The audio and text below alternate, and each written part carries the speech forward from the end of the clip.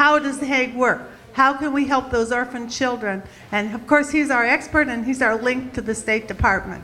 So welcome him. We're happy to have him here. He's been here 25 years working in adoption.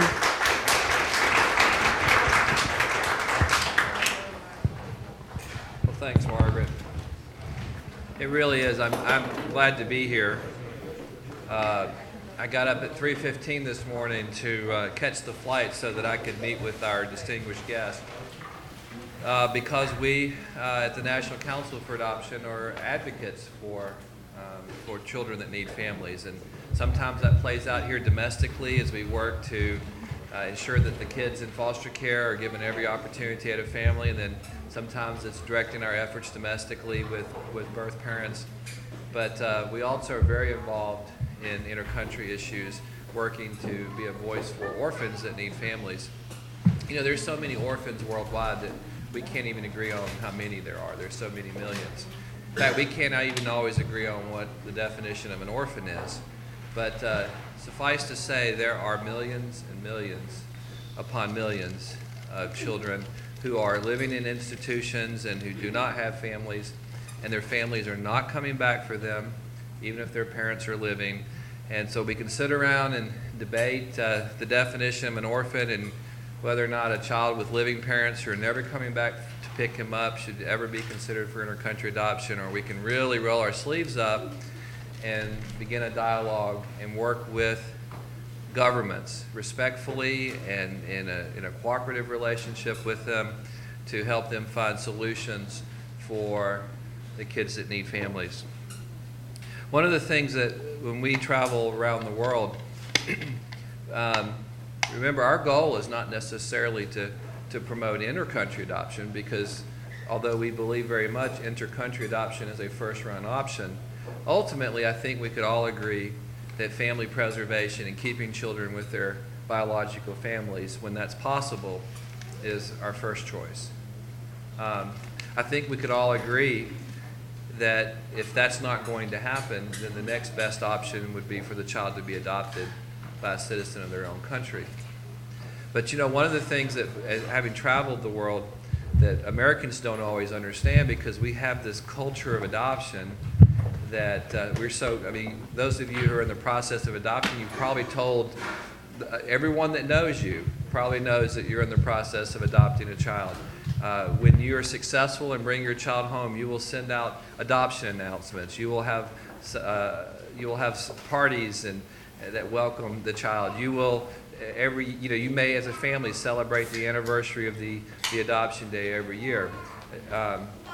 Adoption is something in this culture that we now openly talk about. It's really acceptable. It's a normal, acceptable way to build a family. We see it that way. All of our laws recognize the adopted child as equal to that of biological parenting. Children adopted internationally come to the United States and have full U.S. citizenship. It's a culture that really embraces adoption. But that's not the case in many other cultures. Many other cultures feel an obligation and a responsibility and a heart for orphans, but the idea that you would take that child in and give that child your last name, and that you would make that child an equal heir to any biological children that you have, and that you would be very proud of the fact that you were adopted.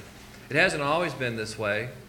1929, my father was adopted, and he spent his whole life hiding his adoption story. I was a teenager when I found out about it, and he only called my sister and me together to tell us he was adopted because a cousin had found out, and he wanted us to hear the bad news from him rather than from the cousins. And I remember my sister and I were really unfazed by it. I remember that surprised my father. So I think even by probably the late 1970s, early 1980s, when I first found out about it, things had already begun to change.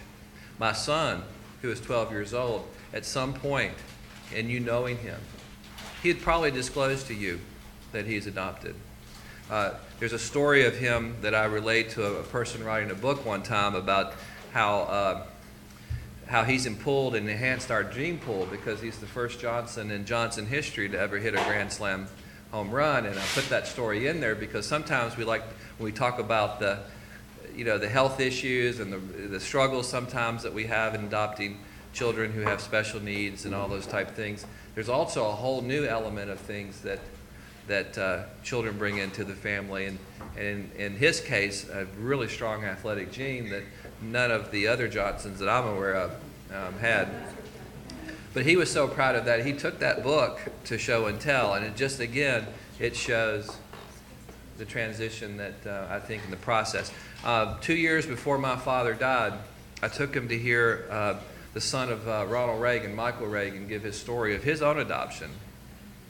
And my father loved Ronald Reagan. I mean, he just thought the world of him. And so to be in the room with one of his political heroes was just, he was really excited. And after hearing Michael Reagan talk about his story and how much he loved his dad and the special relationship that they shared, and of course the adopted child had probably more politically in common with President Reagan than his own biological children did. And so they had a special relationship. And as Michael Reagan told that story, as soon as it's over, my dad darted up to the front of the line. And his first words to Michael Reagan as they shook hands is, "I'm adopted just like you." And it just really, again, showed how much things had changed. But culturally, it's not that way. And one of the things we have to do is really, as we work with other nations, is very respectfully help them understand how well adoption is embraced in this culture. We can't tell another country what they should do. They care about their orphans, but also they just don't believe that they're always getting a better life when they come here. And one of the things I think that has laid a foundation for us, and one of the things Margaret has asked us to talk about, is I think the future of, although intercountry adoption in recent years, despite the incredible interest, the number of orphans has continued to grow. The number of Americans, even in this economy, who want to adopt them has remained very steady. Yet the number of children being allowed out has decreased dramatically. We're at a 14-year low. There were more intercountry adoptions 14 years ago than there were in 2010. And it's because it's getting harder and harder to get kids out. Our hope is that now that the U.S. has fully implemented the Hague Convention, we implemented it in 2008, our hope is that the Hague Convention on Intercountry Adoption will be the foundation on which we can begin to rebuild intercountry adoption worldwide. It's the framework to promote an ethical, transparent process. There are many countries right now that have, there are more than 75 countries that have implemented the Hague Convention. And I think that it will. And the Hague actually, as we implemented the Hague in 2008, it had a pretty dramatic, somewhat a negative impact on the numbers of adoption taking place because several countries closed because they were not in compliance with it, or we couldn't work with them because they weren't in compliance. And so we're just now, I think now, 3.5 years down the road, we're beginning to see countries that previously closed on the verge of reopening. I do believe sometime in the future that Guatemala will have a system that protects children, protects birth parents, a system that we can trust in. I don't know when that's going to happen, but I hope it's soon because children are suffering. Vietnam, which closed in 2008, is on the verge of reopening.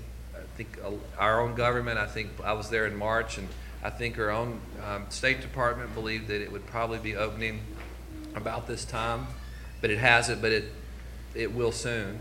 Cambodia, which closed many years ago, has developed a Hague compliant system, and they're ready to launch it. Some countries have already accepted it. The U.S. has not yet done that, but hopefully will soon. Kazakhstan, which closed a year ago to reopen. We thought that was going to be like a 4-month shutdown, and we're about 1.5 years, almost 2 years into it. But I think they're on the verge soon of reopening. So a lot of countries that closed to become Hague compliant or reorganize for Hague, or have decided to become Hague compliant, will soon be opening. If you follow the news, and we were very involved in the situation with Russia and the little boy that was returned and the threat of by the Russian government of suspending adoptions, we now have an agreement in place. The Russians did not want to sign the Hague Convention, but the agreement is shadow Hague. It mirrors Hague. And so it incorporates a lot of the concepts. So the Hague Convention and here. As families, we get a lot of calls from families asking a lot of questions. And, you know, I was joking with someone earlier, is that you could ask, if you ask two government officials a question, you'd get 3 different answers. And, you know, and they say if you could call, if you're doing your taxes and you call the IRS hotline, you talk to one worker, they advise you one thing, you call back and talk to another worker, they advise you something else, and then you could call. Well, the Hague regulations are a little bit like that. I mean, this is the Hague, right? And on one hand, you need to know the framework of Hague. You need to know what Hague tries to accomplish. You need to know how you're protected. Hague offers you a lot of protections as prospective adoptive parents, and for the governments that are here, a kind of a working relationship with the U.S. and other countries that have signed it that may not have been in existence before. But there's no way you can master this. I mean, we had an hour-long discussion with 2 people who read this thing many times trying to figure out how one country is doing something that seems to be in violation of this, but we know that it's not. And so but if you work with an accredited agency, it's their job to know everything in here. It's their job to advise you what you need to know. You're to be educated so that you can make fully informed decisions along the way. There are financial protections built in here under the Hague. This is just what the Hague Conference has put together. There's a whole other document that the U.S. has put together, the U.S. State Department has put together, that provides how the U.S. will apply this standard. And in that standard that the U.S. has, there are financial protections built into that will protect you. Fees have to be disclosed, and you need there are protections in there for you as your agency is working and supervising a staff in the other country. It's a good thing ultimately. It's almost like, and no one anticipated this. I mean, as the National Council for Adoption, the organization I work for, we were the first national organization to endorse the Hague, when in fact a lot of the people who are involved in NCFA resisted it because it's regulation. It's the kind of regulation. And most people who are involved, most adoption service providers who are doing a really good job, they're doing a good service, they're doing good work, but they know that there are other people, so they don't want to have to follow the regulations.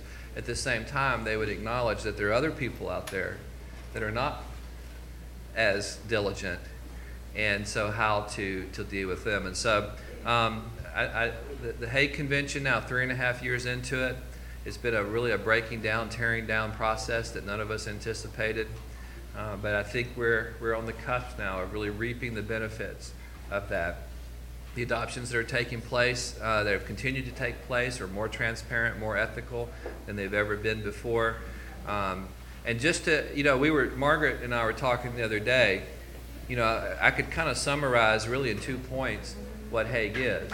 Hague establishes a working relationship between 2 central authorities so that they can ensure that adoptions are ethical, that only the children who are leaving that country are truly orphaned, truly intended for inter-country adoption. And the second part of that is to make sure that the child and you are protected.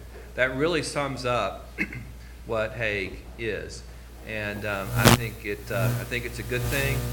And we're excited to see it go. The conversations today have been very productive. There are people who are excited, who see kind of the light at the end of the tunnel for opening doors of opportunity to kids who right now don't have an opportunity. So I'm here. I'd be glad to answer any questions, but there's a whole list of speakers that we want you to hear from, and I'm just thankful for being here. Thank you.